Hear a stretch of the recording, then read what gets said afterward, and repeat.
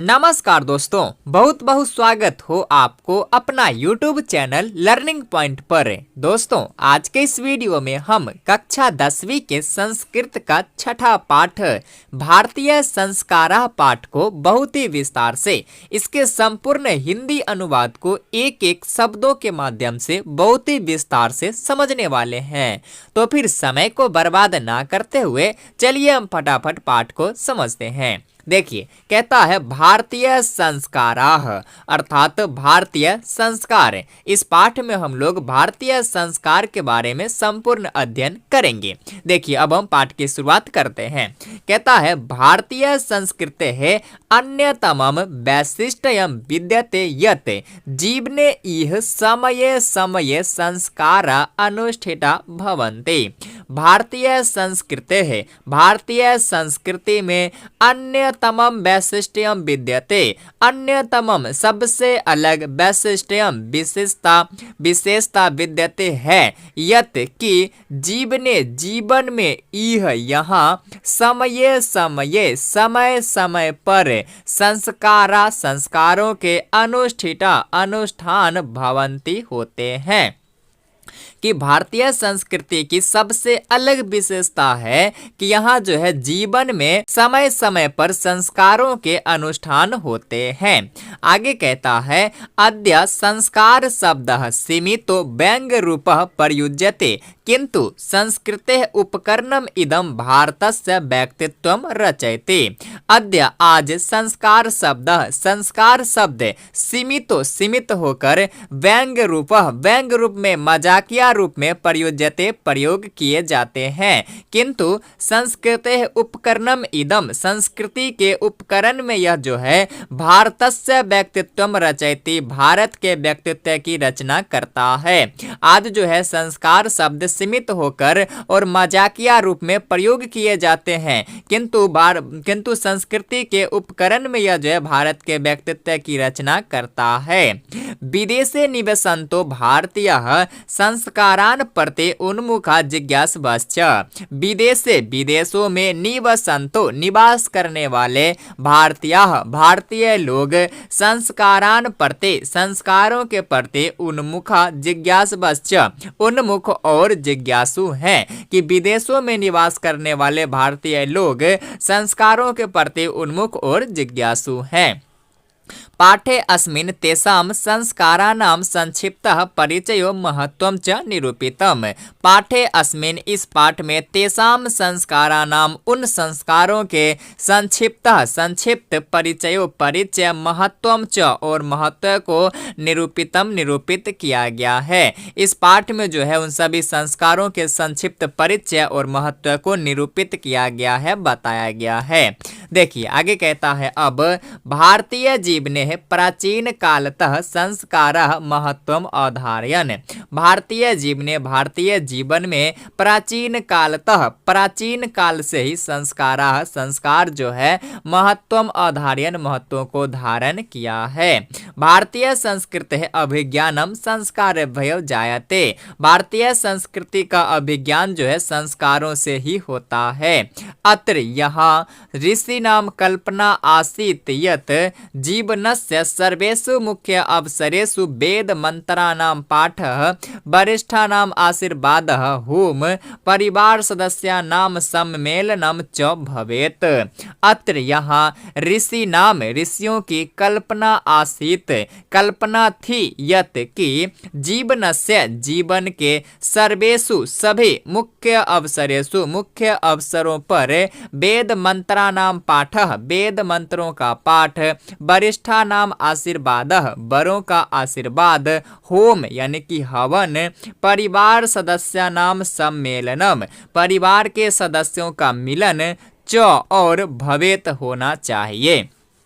कि यहाँ जो है ऋषियों की कल्पना थी, हमारे भारत में जो है ऋषियों की कल्पना थी कि जीवन के सभी मुख्य अवसरों पर वेद मंत्रों का पाठ होना चाहिए, बड़ों का आशीर्वाद मिलना चाहिए, हवन होना चाहिए और परिवार के सदस्यों का आपस में मिलन होना चाहिए। तत्सर्वम संस्काराणाम अनुष्ठाने संभवति। तत् वह सर्वम सभी संस्काराणाम अनुष्ठाने संस्कारों के अनुष्ठान पर ही संभव है कि ये सब जो है बड़ों का आशीर्वाद, हवन, वेद मंत्रों का पाठ, परिवार के सदस्यों का मिलन, ये सब जो है संस्कारों के अनुष्ठान पर ही संभव है। एवं इस प्रकार से संस्कारः महत्वं धारयन्ति, इस प्रकार से संस्कार जो है महत्व को धारण करते हैं। किंच और क्या, संस्कारस्य मौलिकः अर्थः परिमार्जन रूपः गुणाधान रूपश्च न विस्मर्यते।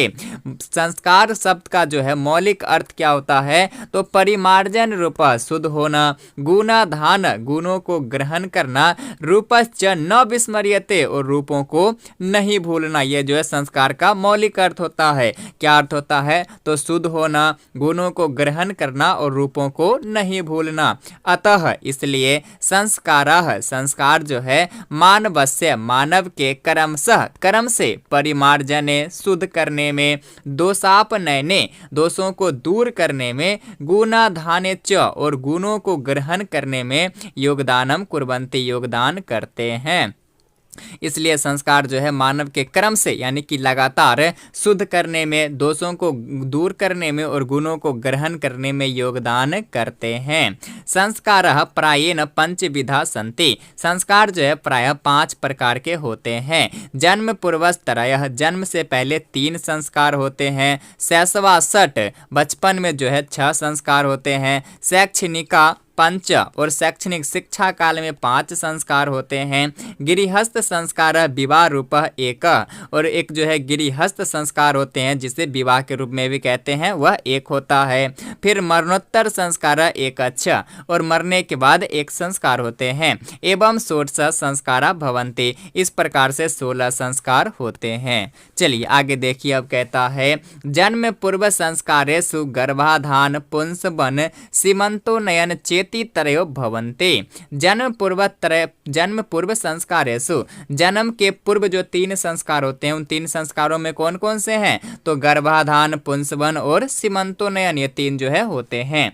अत्र यहाँ कहाँ, तो जन्म से पूर्व के संस्कारों में जो है गर्भ रक्षा, गर्भस्थस्य संस्कार आरोपणम, गर्भवत्याश्च प्रसन्नता चेति प्रयोजनम कल्पितम अस्ति। यहाँ जो है जन्म से पूर्व के संस्कारों में जो है गर्भ रक्षा, गर्भस्थस्य संस्कार आरोपणम यानी कि गर्भ में पल रहे शिशु में जो है संस्कारों को आरोपण करने के लिए, गर्भवत्याश्च प्रसन्नता और गर्भवती स्त्री की प्रसन्नता के लिए जन्म से पूर्व के ये 3 संस्कार मनाए जाते हैं। जन्म से पूर्व कौन कौन से संस्कार होते हैं, तो गर्भाधान, पुंसवन और सीमंतोनयन, ये तीनों संस्कार क्यों मनाए जाते हैं, क्योंकि गर्भ रक्षा के लिए, गर्भ में पल रहे संतानों में जो है संस्कारों को आरोपण करने के लिए और गर्भवती स्त्री की प्रसन्नता के लिए ये सब मनाए जाते हैं। शैशव संस्कारेषु जात कर्म, नामकरण, निष्कर्मण, अन्नप्राशन, चूरा कर्म, कर्ण भेद चेति कर्मसु भवन्ति।